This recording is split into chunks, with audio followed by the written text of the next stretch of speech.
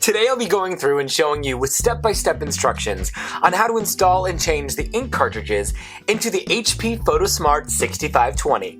This how-to video also applies to these printer models here. And the compatible cartridges are these here. Let's get started. First, you're going to open the printer to access the space where you'll load the ink cartridges in and out. This can be found by lifting up the flatbed scanner. You will need to locate the two small indents on the side to grip the tray to lift it up. If you are installing the ink cartridges on a brand new printer, be sure to remove the placeholder plastic tabs before you try to install the ink cartridges.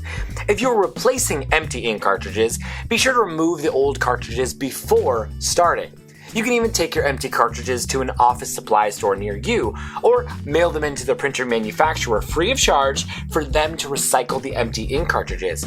Now that we're where we need to be, we're going to take the ink out of the packaging. Then, remove the plastic orange cover on the cartridge and align the ink cartridge so it will fit into the slot. If it's not fitting in easily, check to make sure you have it the right way up, or that you are inserting it into the correct slot. Be careful not to touch the gold contact points on the cartridge, or it may damage the cartridge. Simple as pie. Now, you've installed one ink cartridge. Now, you'll need to install the other colors the same way you just installed the last one. If turned on, the printer should automatically start recognizing the cartridges being in place and process them to begin the printing process.